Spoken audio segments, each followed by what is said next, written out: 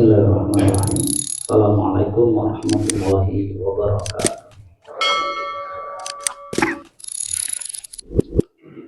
Alhamdulillah. Alhamdulillahilladzi hadana lihada wa ma kunna linahtadiya laula an hadana Allah. Laqad ja'at rusulu rabbina bil haqqi wa nudu an tilkumul jannah. Uristumuha bima kuntum ta'malun. Wa asyhadu an la ilaha illallah wahdahu la syarika lah, lahul mulku wa lahul hamdu wa ma lana rabbun siwa. Allahumma barik lana fi bukurina, Allahumma barik lana fi bukurina, Allahumma barik lana fi bukurina. Allahumma bika asbahna wa bika amsayna wa bika nahya wa bika namut wa ilaikan nusur. Ma'asyiral muslimin, ibu bapak yang dirahmati oleh Allah, jamaah sholat subuh, yang semoga apa yang kita lakukan ini betul-betul menjadi sebuah pemberat amal kebaikan kita di sisi Allah Subhanahu wa Ta'ala. Syukur, puja dan puji kita aturkan pada Allah dan sholawat kepada Nabi Muhammad Sallallahu Alaihi Wasallam. Ibu bapak yang dirahmati oleh Allah Subhanahu wa Ta'ala, kita sudah memasuki hari ke-9. Tepat waktu berjalan. Pertanyaannya, apakah kemudian ketaatan kita juga secepat dengan waktu yang berjalan itu? Siap tidak siap, serius tidak serius, waktu pasti akan jauh lebih serius ketimbang kita. Maka Allah bersumpah di dalam Qur'annya, wal asr. Wawu di situ bermakna qasam. Qasam itu berarti sumpah. Kalau Allah itu bersumpah dengan makhluknya, dengan waktunya dan sebagainya, berarti Allah ingin menunjukkan adanya sesuatu yang penting, yang pada umumnya banyak orang itu lalai di dalam hal itu. Di antaranya adalah babakan waktu. Maka Ibnu Athaillah As-Sakandari menegaskan, ihalatukal a'mal ala wujudil faragh min ru'unatin nafsi. Menunda sebuah amalan dalam rangka nanti cari waktu slow, waktu luang, nanti kalau sehat, nanti kalau berkecukupan, nanti kalau kemudian sempat, min ru'unatin nafsi, itu dari tanda kebodohan jiwa. Karena apakah ada yang tahu dan bisa menjamin bahwasanya nanti kita masih bisa bernafas? Maka oleh karenanya waktu ini sebuah keharusan yang harus kemudian kita sikapi dengan baik. Lebih-lebih kita memasuki bulan suci Ramadan. Ibu bapak yang dirahmati oleh Allah, lah sejalan dengan itu Baginda Rasul Muhammad SAW menegaskan, mengingatkan pada kita agar kemudian kita tidak menyesal di dalam mengisi kehidupan kita, tidak kemudian lalai dengan waktu-waktu hidup kita.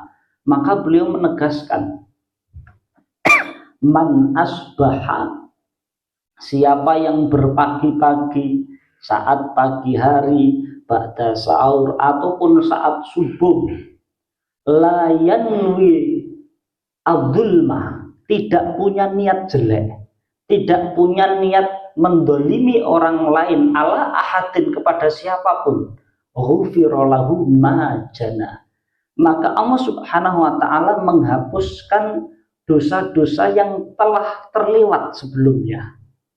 Ibu bapak yang dirahmati oleh Allah, kalau kemudian salah satu pencapaian dan harapan di bulan suci Ramadan adalah pengampunan, maka ini pun bisa dilakukan baik di dalam Ramadan ataupun di luar Ramadan, dengan catatan ketika saat pagi kita ini sudah punya mental tidak menyakiti orang.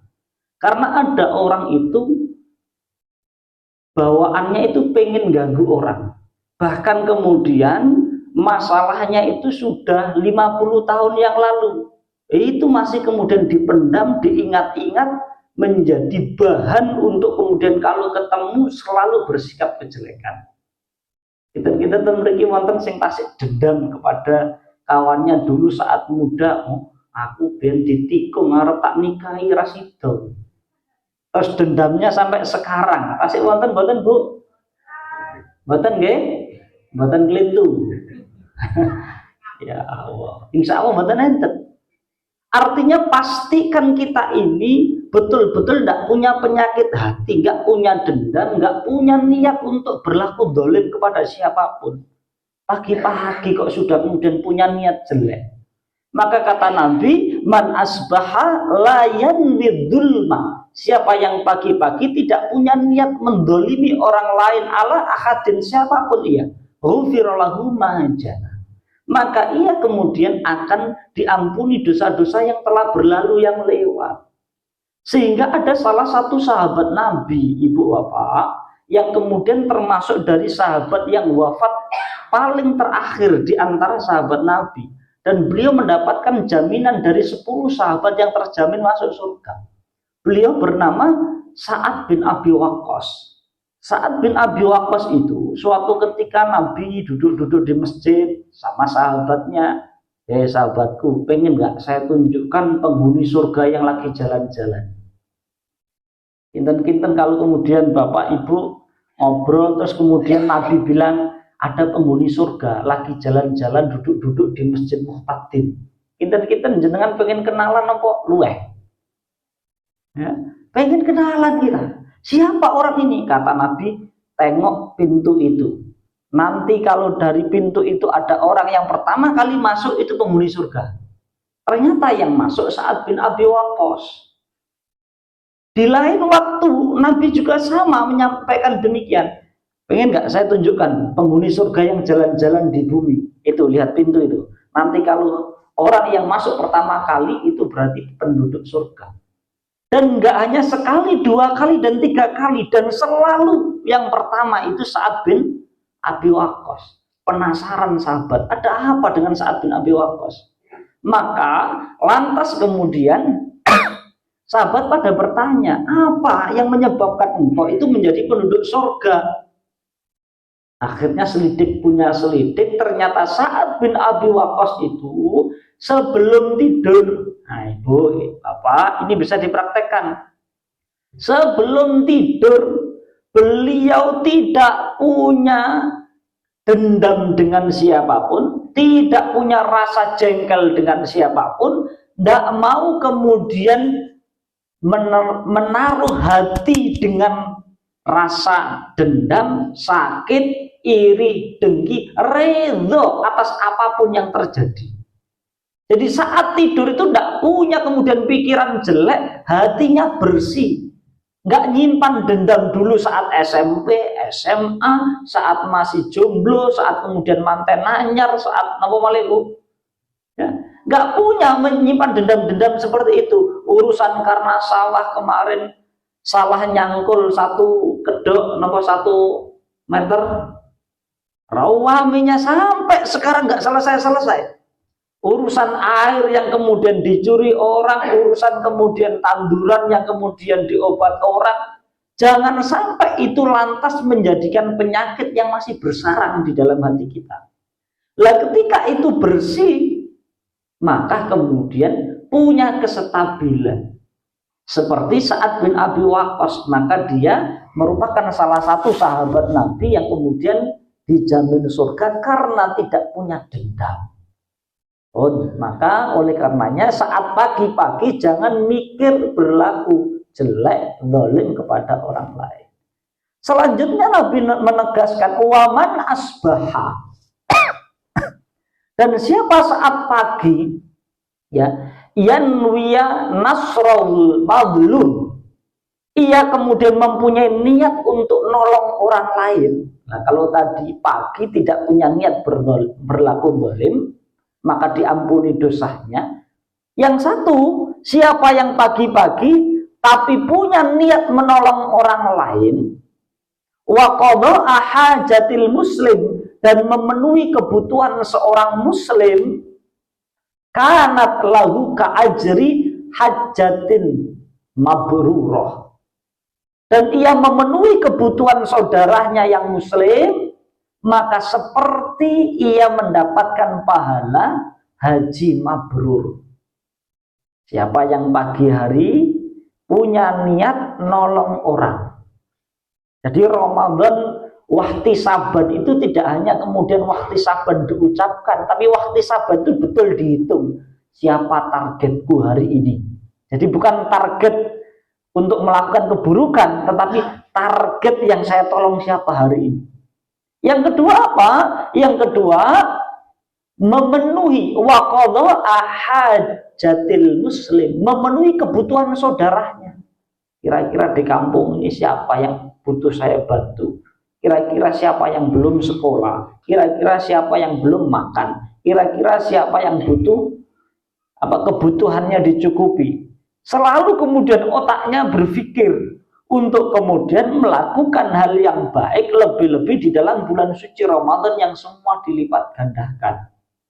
Sehingga apa, ibu bapak yang dirahmati oleh Allah, mempunyai pahala yang sebanding dengan haji mabrur. Sekarang haji ini mengantri pinten tahun, Pak? 3 tahun, 15 tahun. Ada yang 5 tahun, ada yang 10 tahun, beragam memang antrinya. Tetapi singkat kesimpulan, bukan kemudian lantas tidak perlu haji, perlu, tetap wajib karena itu rukun. Tetapi apa yang kita lakukan tadi setara dengan nilai orang yang haji mabrur, yang hajinya diterima, dengan catatan pagi-pagi pikirannya sudah siapa yang saya tolong nih ya. Pagi-pagi niatnya langsung siapa yang saya penuhi kebutuhannya, bukan kemudian cari kesalahan orang. Karena ada ibu ya, pagi-pagi habis sahur terus subuh jamaah sudah bagus, sampai situ sudah bagus, terus pulang dengan alasan jalan pagi. Ternyata jalan pagi itu cari bahan untuk ngerumpi, cari bahan untuk digoreng. Wonten apa kata? Dan alhamdulillah di sini tidak ada, di kampung ini tidak ada. Insya Allah tidak ada. Kalaupun ada ya paling sedikit, ya paling 1, 2, 3, 4, 5, 6, 7, 8 seterusnya. Kalau iya, tapi insya Allah boten, yang boten salah. Ibu bapak yang dirahmati oleh Allah Subhanahu Wa Taala, lah oleh karenanya mumpung ini Ramadan kita gunakan waktu dengan sebaik mungkin.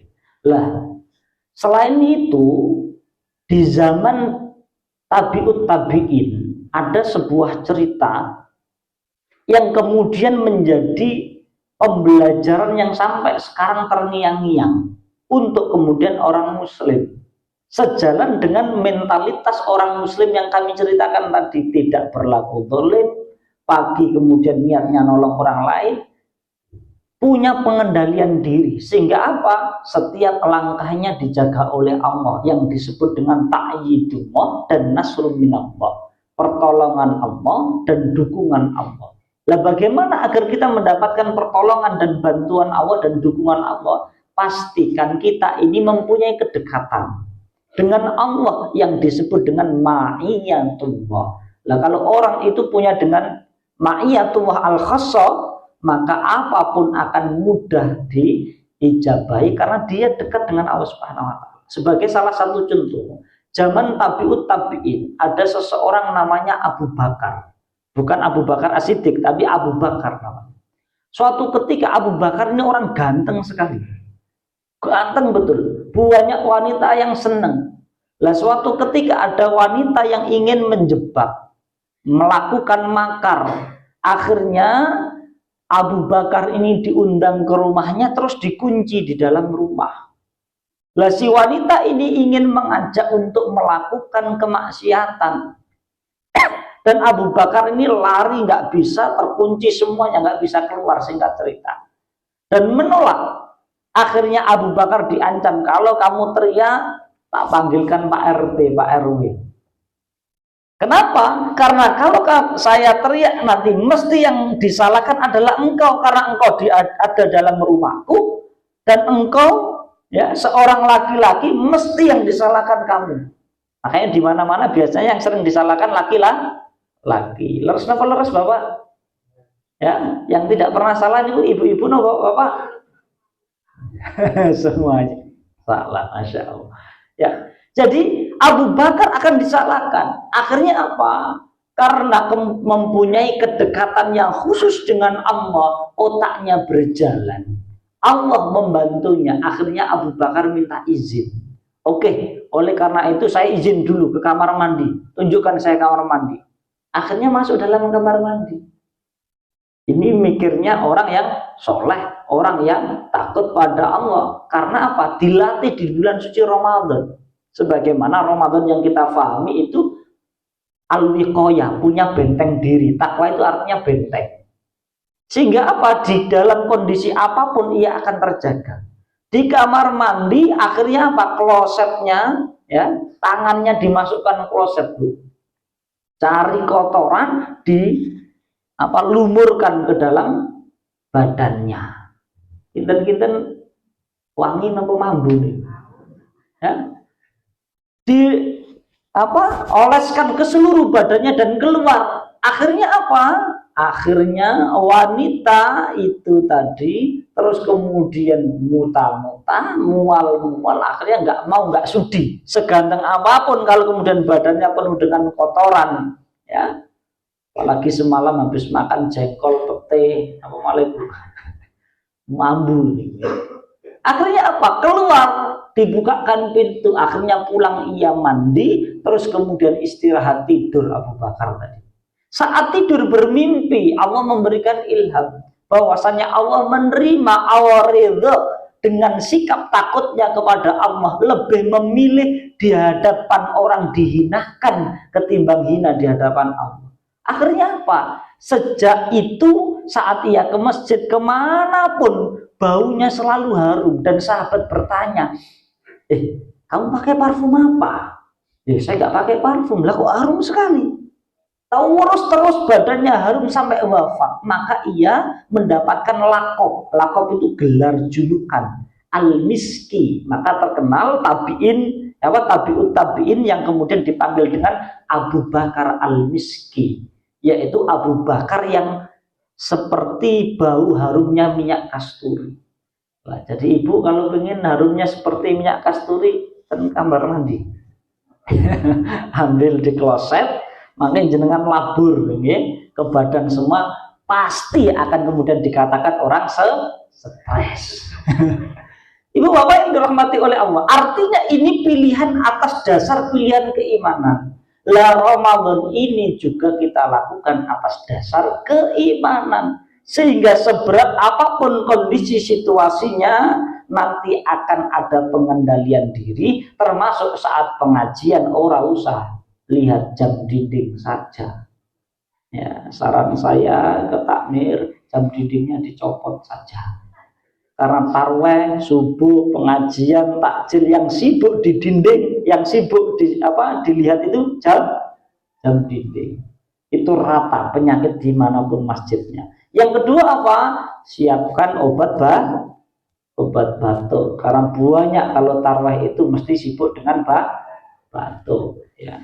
Jadi ini tampaknya perlu dikoreksi bersama. Ibu bapak yang dirahmati oleh Allah, saya kira itu yang bisa kami sampaikan karena waktunya singkat. Jadi kembali, kalau pagi hari jangan punya niat zalim. Kalau tidak punya niat zalim, menzalimi orang lain, maka kita akan diampuni. Yang kedua, saat pagi pastikan kita punya niat untuk nolong orang lain. Jangan suka menyakiti orang lain. Atau kemudian memenuhi kebutuhan saudaranya, maka Allah akan memberikan pahala seperti pahala haji mabrur yang diterima oleh Allah. Nah, semua itu dikemas dengan apa? Dengan pengendalian dirinya kepada Allah, sehingga tahu apa yang harus dilakukan, tahu apa yang harus dijauhi. Saya kira ini Ibu Bapak yang bisa kami sampaikan. Sehat selalu, semoga Ramadannya semakin meningkat, dan semoga amal ibadah kita diterima oleh Allah, dan lahir dari bulan suci Ramadan ini anak-anak yang soleh solihah, insan pribadi yang bertakwa di sisi Allah Subhanahu wa ta'ala.